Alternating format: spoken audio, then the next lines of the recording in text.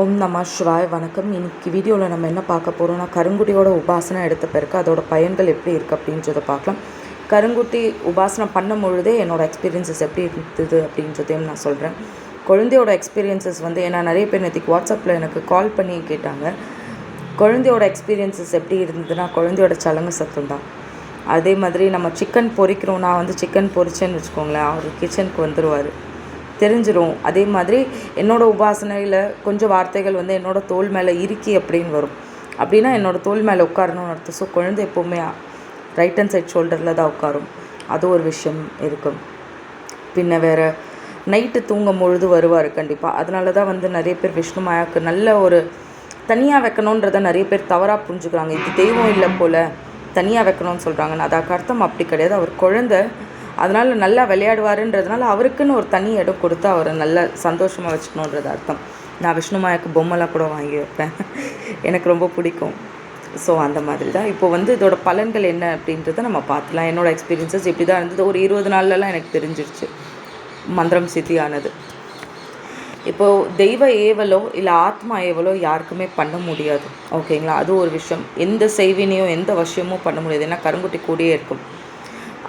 அடுத்தது என்னென்னா, எனிமீஸ் உங்கள் கூட யாராவது சண்டை போட்டாங்கன்னு வச்சுக்கோங்களேன், அவங்க குடும்பத்தில் அன்றைக்கி நிம்மதியே இல்லைன்றதை நம்ம நினச்சிக்க வேண்டியதான். ஏன்னா அவங்க குடும்பத்தில் போய் நிம்மதி இல்லாமல் பண்ணிட்டு வந்துடும்.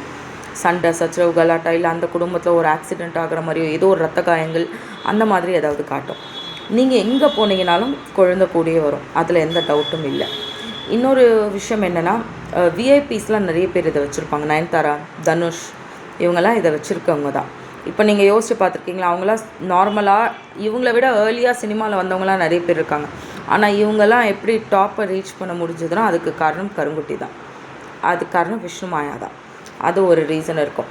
அதே மாதிரி நிறைய பேருக்கு ஒரு டவுட் இருக்கும். இப்போ நளினி சினிமாவிலேருந்து பேசுகிறாங்க, நிறைய பேர் சினிமா பிரபலங்கள்லாம் பேசுகிறாங்க. ஒருத்தவங்க கோயில் வச்சுருக்காங்க, விஷ்ணு மாயா கோயில் வச்சுருக்காங்க, இல்லை காளி கோயிலுக்கு போகிறாங்க, காளியை பற்றி பேசுகிறாங்கன்னா இதை காசு கொடுத்து அவங்கள கூட்டிகிட்டு வர்றது கிடையாது. அந்த தெய்வம் அவங்களுக்கு தோணும் மனசால், நம்ம போய் இந்த தெய்வத்தோட சக்தியை பற்றி சொல்லணும் அப்படின்னு. இப்போது நான் எனக்கு தெரிஞ்சு கருங்குட்டியெல்லாம் ஒரிஜினலாக நம்ம வாங்கினோன்னா கேரளாவில் வாங்கலாம். இன்னொன்று நம்ம ராம்ஜி சார் சென்னையில் வச்சுருக்காரு கோயில். இப்போ நான் ராம்ஜி சாரோட கோயில் பற்றி நான் சொல்கிறேன்னா அவர் என்ன எனக்கு அமௌண்ட்டாக கொடுக்க போகிறாரு, இல்லை நீங்கள் என்னை பற்றி சொல்லுங்கள் நான் சொல்ல போகிறாரு, அப்படி கிடையாது. குழந்தையோட அன்பு அந்த அளவுக்கு, குழந்தையோட மிரக்கிள்ஸ் அந்த மாதிரி. இப்போது நம்ம எல்லாருமே யூடியூப் பார்க்குறோம், எல்லாருமே எல்லா உபாசனையும் பார்க்குறோம். ஒரு நாள் ஒரு நிமிஷம் நம்மளோட லைஃப் மாறிடாதா? நம்ம லைஃப் மாறினா நம்மளை நம்பி இருக்க குடும்பத்தோட லைஃப்பும் மாறும் அப்படின்ற ஒரு ஃபீல் தான், ஓகேங்களா? இந்த மந்திரம் சொன்னால் நடக்குமா, இந்த யந்திரம் போட்டால் நடக்குமான்னு அது ஒரு ஆசை தான். ஆனால் இது ப்ரொஃபஷ்னலாக பண்ணுற ஒரு விஷயம் கிடையாது, ஓகேங்களா? அது ஒரு விஷயம் இருக்குது. ஸோ அந்த தெய்வம் அழைக்கணும், இவங்க நம்மளை பற்றி பேசணும் அப்படின்னு. இப்போ நான் நம்ம ராம்ஜி சாரோட கோயிலில் இருக்க நான் விஷ்ணு மாயாவை பற்றி நான் பேசுகிறேன்னு வச்சுக்கோங்க. நான் எந்த விஷ்ணு மாயாவை பற்றி சொல்கிறேனோ அந்த விஷ்ணு மாயா, அந்த கோயிலில் இருக்க விஷ்ணு மாயா உணரும். அந்த கோயிலில் இருக்க தேவதைகள் உணர்வாங்க நம்மளை பற்றி பேசுகிறாங்க. ஸோ தவறாக பேசுனா அதுக்குண்டான பலன்களும் பயங்கரமாக கிடைக்கும். விஷ்ணு மாயா கொடுக்குற தண்டனையும் தடுக்க முடியாது, விஷ்ணு மாயா கொடுக்குற ஆசீர்வாதத்தையும் யாரும் தடுத்து நிறுத்துறதுக்கு கட்டுறதுக்கெலாம் இங்கே ஆளே கிடையாது. அந்த வார்த்தை வந்ததுனாலே அவர் வந்துடுவார். ஸோ அந்த மாதிரி ஒரு விஷயங்கள் இருக்குது. இப்போ 5வது விஷயம் என்னன்னு பார்த்தீங்கன்னா, அஷ்டகர்மமே பண்ணலாம்ப்பா. இந்த கருங்குட்டி வச்சு ஒரு பிரதர் கேட்டிருந்தார், அஷ்டகர்மமே பண்ண முடியும். ஆனால் இப்போது நீங்கள் தெரிஞ்சுக்கணுன்றதுக்காக சொல்கிறேன், தவறாக யாரும் எடுத்துக்காதீங்க. இப்போ நீங்கள் உங்கள் கணவன்கிட்ட போயிட்டு இல்லை உங்கள் மனைவி கிட்டே போயிட்டு நீங்கள் சாஃப்டாக பேசினா தான் நீங்கள் சொல்கிறது அவங்க கேட்பாங்க. அப்போ நீங்கள் தன்மையாக தான் பேசி ஆகணும். கருங்குட்டி வச்சு வசியம் பண்ண முடியும், ஏன்னா அதுக்கு சக்கரக்குட்டின்னு ஒன்று இருக்குது, அது வேறு, ஓகேங்களா? ஆனால் கருங்குட்டி வச்சு என்னை கேட்டால் வசியம் பண்ணுறதுக்கு பதிலாக மோகினியை நீங்கள் வசியத்துக்கு யூஸ் பண்ணுறது. மோகினி குவீன், ஓகேங்களா? அந்த மாதிரி நீங்கள் யூஸ் பண்ணிக்கலாம். இல்லை காமதேவன், அந்த மாதிரி விஷயங்களுக்கு இது பண்ணிக்கலாம். அதுக்காக கருங்குட்டி பண்ணாதுன்னு அர்த்தம் கிடையாது. எதை யாரை வச்சு பண்ணணும்னு சொல்லுவாங்களா? இப்போது நமக்கு பிரியாணி பிடிக்குது, பிரியாணினா நமக்கு யார் ஞாபகம் வருவாங்க?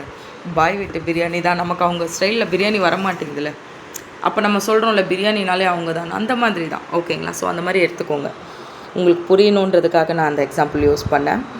அதே மாதிரி இப்போ நீங்கள் அஷ்டகர்மமே பண்ணணும். நம்ம சேனலை பார்த்து இப்போ நீங்கள் உபாசனை பண்ணிடுறீங்க அப்படின்னா யந்திரம் கண்டிப்பாக வாங்கி ஆகணும். யந்திரம் வைக்கிறீங்க அப்படின்னா அங்கே கருங்குட்டி பிரச்சனமாகியே ஆகணும், கருங்குட்டி அங்கே வந்தே ஆகணும். அந்த யந்திரம், அந்த சக்கரத்துக்கு அந்த மைக், அந்த சக்தி. ஓகேங்களா? அதனால தான் அந்த யந்திரம் வாங்குது. இப்போ நீங்கள் எனக்கு வந்து யந்திரம் வேணும் அப்படின்னு நீங்கள் கேட்கும்பொழுதே எப்படி நீங்கள் அந்த அஷ்டகர்மம் பண்ணணும் அப்படின்ற விஷயத்தையும் நான் சொல்லிடுவேன். அந்த யந்திரத்துக்குன்னு ஒரு மந்திரம் இருக்கும், அதையும் நான் உங்களுக்கு கொடுத்துருவேன். ஓகேங்களா? இது ஒரு விஷயம். இன்னொரு விஷயம் என்னென்னா, ஒரு கருப்பு கோழி எப்போ நீங்கள் வந்து இது பண்ணாலும், ஏவல் பண்ணாலும், நீங்கள் வந்து அந்த கருப்பு ஏவல்னால் என்ன அர்த்தம்னா, ஒரு நம்மளை ரிக்வெஸ்ட் பண்ணி நீ எனக்காக இந்த செய்வினையை பண்ணிட்டு வா, இல்லை நீ எனக்காக இந்த வருஷம் பண்ணிட்டு வா, இல்லை ஒருத்தவங்களுக்கு வந்து இந்த வீடு வேணும்னு வாங்கணும்னு கேட்குறாங்க, இதை வந்து நீ முடிச்சு கொடுக்கணும் அப்படின்னாங்கன்னா அவங்களுக்கு நீங்கள் அதை கொடுக்குறது. ஓகேங்களா? அந்த மாதிரி இப்போ நம்ம சேனலில் கூட நீங்கள் பார்த்துருப்பீங்க, விஷ்ணுமாயாவுக்கு பலி கொடுத்து சரக்கெல்லாம் வாங்கி வச்சு பூஜை பண்ணுறது. அந்த மாதிரி ப்ரொசீஜர். நீங்கள் யந்திரம் வாங்கும் பொழுது கையோடு நீங்கள் இதை கேட்டுக்கிட்டால் தான் அந்த யந்திர மந்திரத்தை யூஸ் பண்ண முடியும், இல்லைனா எதுவுமே பண்ண முடியாது. ஸோ அதனால் அந்த மாதிரி தான் அந்த யந்திரத்தை கொடுத்தும் ஆகணும். ஓகேங்களா? அந்த ஒரு விஷயம் இருக்குது. இன்னொரு விஷயம் என்னென்னா, இது ரொம்ப முக்கியமான விஷயம். விஷ்ணுமாயா வச்சுருக்க இடம் வந்து ரொம்ப ரொம்ப சுத்தமாக இருக்கணும்.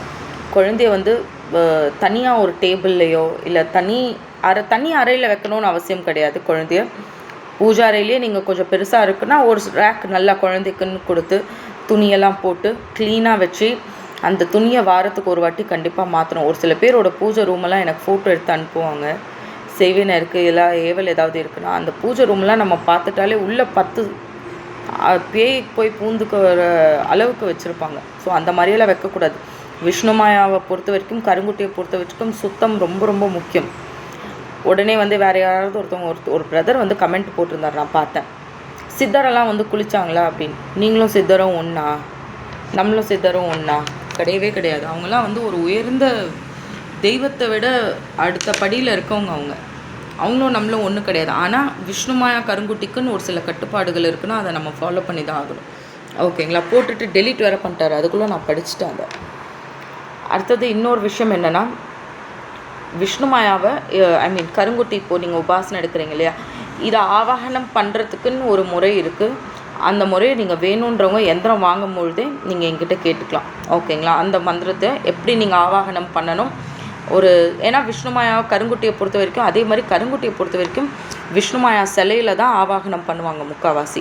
எல்லா 390 குட்டிகளையும் அப்படி தான் பண்ணுவாங்க. ஒருத்தர் அந்த காலத்து ஆளுங்களாக இருந்தால் ஒரு கருங்கல் வச்சுக்கலாம். நீங்கள் கேரளா கோயிலெலாம் கூட பார்த்துருப்பீங்க இல்லைங்களா? அந்த மாதிரி நம்ம வச்சுக்கலாம். ஆனால் எப்படி வைக்கணும் அப்படின்றது உங்களுக்கு மந்திரம் யந்திரம் கொடுக்குற குரு தான் வந்து உங்களுக்கு சொல்லணும் எப்படி நீங்கள் வைக்கணும்.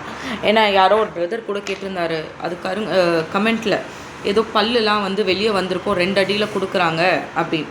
அது கருங்குட்டி கிடையாது. அது விஷ்ணுமாயாவுக்கு கீழே வர கருங்குட்டி கிடையாது. அது ஃபுல் அண்ட் ஃபுல் ஆத்மா பிரயோகம் வச்சு பண்ணுறது. கை கருப்புன்னு சொல்லுவாங்க. ஓகேங்களா? அதெல்லாம் வந்து ஏன்னா இப்போ நீங்கள் நம்பூதிரியை போய் கேட்டிங்கனாலோ, இப்போ நீங்கள் சத்யசீலன் அஸ்ட்ராலஜர் பார்க்குறீங்க, வராகி உபாசகர், இல்லை ராம்ஜி சார் பார்க்குறீங்க, விஷ்ணுமாயா உபாசகர், இவங்கெல்லாம் வந்து அந்த ஆத்மா பக்கம் போவாங்கன்னா அதெல்லாம் அவங்க மதிக்கவே மாட்டாங்க. ஏன்னா எல்லா ஆத்மாவும் விஷ்ணுமாயாவுக்கு கீழே, காளிக்கு கீழே தான். அவங்க காளி விஷ்ணுமாயா வச்சுருக்கும் போது இதெல்லாம் சட்டையே பண்ண மாட்டாங்க. ஓகேங்களா? ஸோ அந்த மாதிரி ஒரு விஷயத்தை வந்து வாங்கிடாதீங்க. ஏன்னா இன்றைக்கி கை கருப்பு நல்லாயிருக்கும். யாரோ ஒருத்தவங்க வந்து திருப்பூர்லேருந்து கூட எனக்கு கால் பண்ணியிருந்தாங்க, கை கருப்பு வச்சுருக்காங்கன்னு. அவங்க குடும்பமே இன்றைக்கி இல்லை. ஆத்மா பிரயோகம் வந்து ஆரம்பத்தில் நல்லாயிருக்கும், எல்லா வேலையும் செஞ்சு கொடுத்துரும். ஆனால் யார் அந்த ஆத்மாவை வந்து அந்த பொம்மையில் அடைச்சி வச்சு அஷ்டகர்மம் பண்ணுறாங்களோ அந்த குடும்பத்தில் இருந்து காவ் எடுக்க ஆரம்பிச்சிருச்சு. ஓகேங்களா? அவர் குழந்தை வந்து நல்லா தான் இருந்ததாம்மா. ஆனால் அது ஏன் மேலேருந்து குதிச்சதுன்னு அந்த குழந்தைக்கு தெரியல. சும்மா பால்கனியில் விளையாடிட்டு இருந்த குழந்தை. ஸோ அதெல்லாம் ரொம்ப கேர்ஃபுல்லாக இருக்கணும். ஆத்மாவெல்லாம் எனக்கு தெரிஞ்சு கையே வைக்காதீங்க. காளி இருக்காங்க, விஷ்ணுமாயா இருக்காங்க, நிறைய தெய்வங்கள் இருக்காங்க, அதுங்களெல்லாம் சட்டையே பண்ணக்கூடாது. அவங்க எல்லாருமே காளியோட காலுக்கு கீழே தான். ஸோ அதை ஒரு விஷயத்த நான் சொல்லணும்னு நினச்சேன். ஸோ அது வந்து கருங்குட்டி கிடையாதுப்பா. அதே மாதிரி வந்து நீங்கள் இது வந்து ரொம்ப முக்கியமான ஒரு விஷயம். கருங்குட்டி கிட்ட, விஷ்ணுமாயா கிட்ட ஒரு வார்த்தை நீங்கள் கொடுத்துட்டிங்கன்னா அந்த வார்த்தையை காப்பாற்றியே ஆகணும். காளியும் இதை பண்ணுவாங்க. ஆனால் இப்போ வந்து நீங்கள் எக்ஸாம்பிள் கருங்குட்டி கிட்ட வேண்டிக்கிறீங்க, நான் ஃபாரின் போகணும், நான் போயிட்டு வந்தால் ஒரு பலி கொடுக்குறேன்னு சொல்லிட்டிங்கன்னா அந்த பலியை நீங்கள் கொடுத்தே ஆகணும். இல்லைன்னா நீங்கள் வரும்போது உயிரோடு இருப்பீங்களா என்னன்றதெல்லாம் தெரியாது. விஷ்ணுமாயா கருங்குட்டியை பொறுத்த வரைக்கும் பாசத்தில் பயங்கர ஜாஸ்தி. ஆனால் கொடுத்த வார்த்தையை நம்ம காப்பாற்றலை அப்படின்னா ஒரு உயிரை எடுக்கிறதுக்கு கூட விஷ்ணுமாயாவோ கருங்குட்டியோ துணிய மாட்டாங்க. அது நீங்கள் நல்லா தெரிஞ்சுக்கணும். ஏன்னா இந்த ஆத்மா, இந்த பிரயோகம் அதெல்லாம் வந்து ப்ரொஃபஷ்னலாக இல்லாதவங்க பண்ணுறது. இது வேறு, அது வேறு. ஓகேங்களா? Thank you so much.